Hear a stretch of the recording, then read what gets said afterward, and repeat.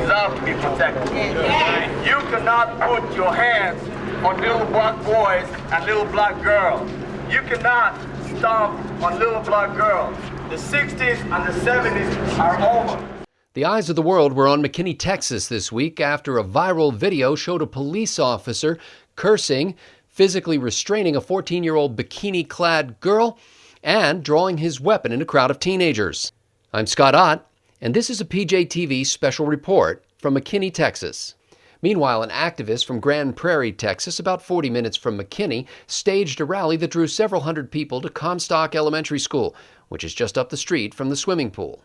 While dozens of TV cameras focused on a series of speeches given through a bullhorn, I decided to mingle in the crowd and talk to actual residents of McKinney, Texas. Yes, there was some chanting, provocative signage, a wandering socialist peddling magazines, and the occasional loud argument between police supporters and police critics. But mostly, I met polite people who have heartfelt concerns, and they all love McKinney, Texas, which was recently named by Money Magazine the best place to live in America. I asked everyone what it was about the video that they felt had a racial component, and among those who did think it was racially motivated, their answers were surprisingly consistent. When you see the video, you see a lot of the youth that were being put on the ground were all African American, and you do see some white children and white people around, but nobody was ever addressed. Even the young man that shot the video was Caucasian, and he said in his own video that the police walked over him and put the other children, black children that was with him, on the ground. I saw all the white kids across the street being protected, and I saw all the black kids being put on the ground. Yes. That's what I saw, and I saw white civilians walking around the police officers as if they were entitled to be there. I saw a white kid filming who the white cop just went right past him, didn't say anything to him whatsoever, but he was all over the black kids. Okay? So it doesn't matter if you're white, black, green, Hispanic, or whatever. The black African-American boys were sitting down, or they were made to sit down. The one who was recording wasn't African-American, and he wasn't even a threat to the police, and he was this close to him. He had asked not one Caucasian child, adult to hit the ground.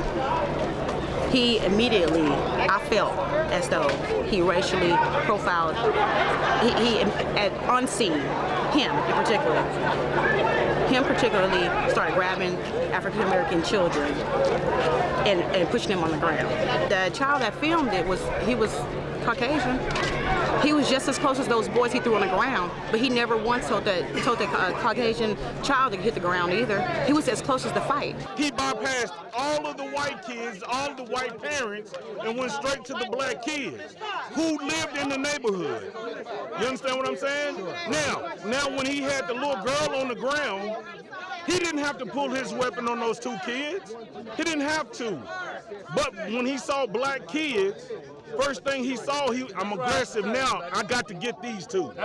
But Sergeant Sherwood Holmes, a veteran of the McKinney police force, said this kind of incident is far from typical. Very unusual. And what's different about it? That's all I'm saying. It's just unusual, very unusual. It just doesn't happen here. It's been fine since I've been here.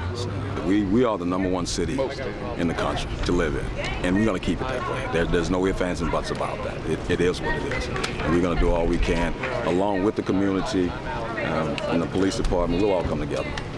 Joe, who lives just around the corner and didn't want to give his last name, drove over on his motorcycle just to express his support for the police. These guys they do stressful work, man, and it's, they're just scrutinized to death by the media, and that's the sad thing.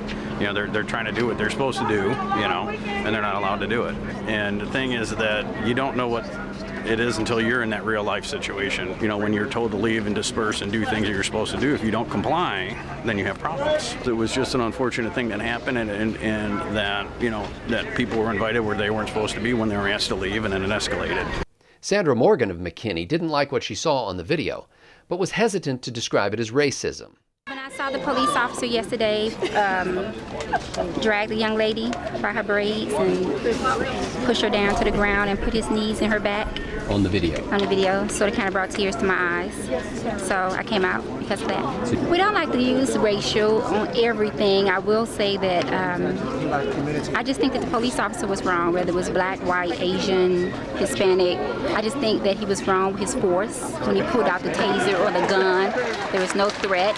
You know, even if the kids were talking back and shouting back, there was no threat. I mean, these kids wasn't going to take down a police officer with weapons. I just think that he was wrong. I just think that the police officer was wrong, regardless to who he was doing it to, he was wrong.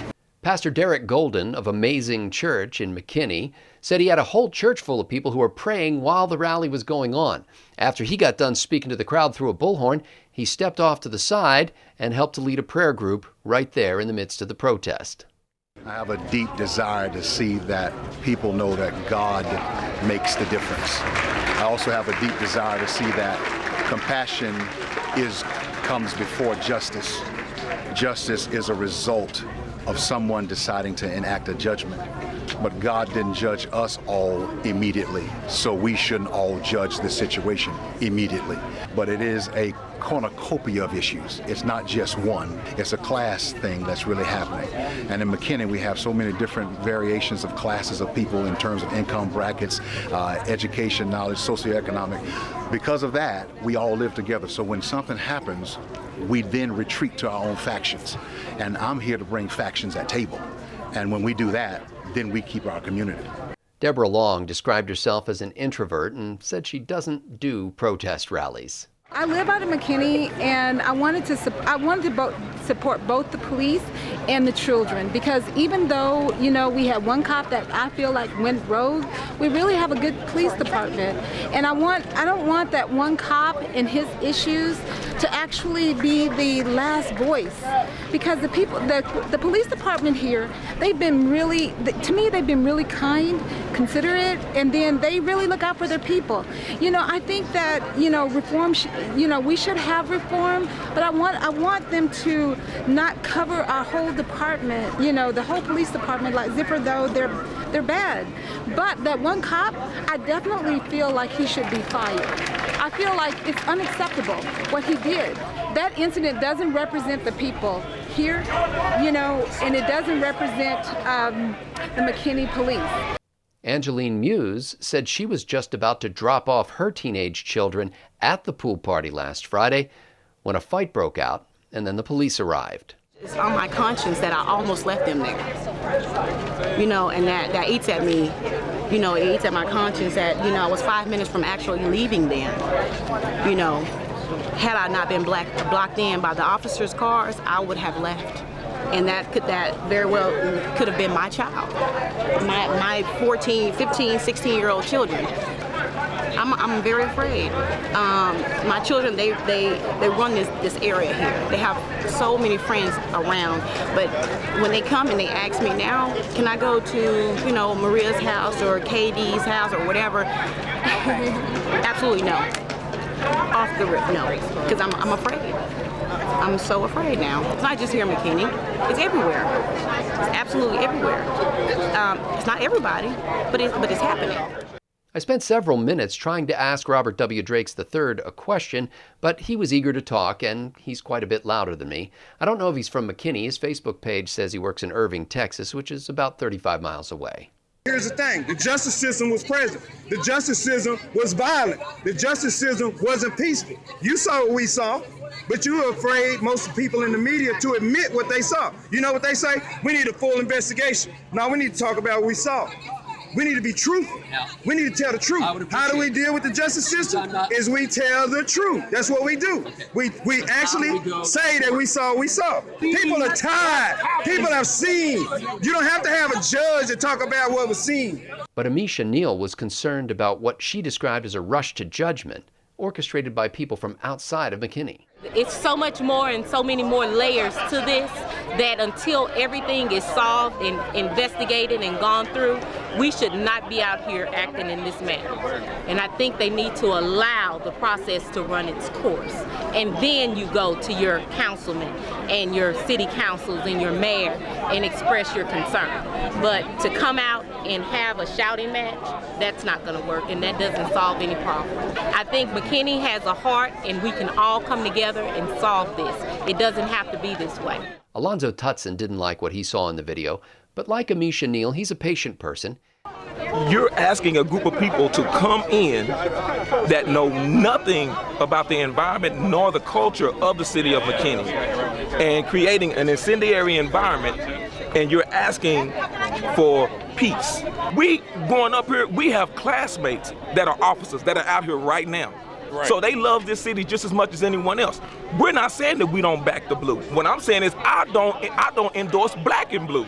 And as a father with children, and I have 15-year-old twin girls that are about the same build as her, I have an issue with that as a father, but I'm going to allow the system to run its course. Now, if the system doesn't work, then we'll have to go back and revisit. I'm Scott Ott, and this has been a PJTV special report from my adopted hometown of McKinney, Texas.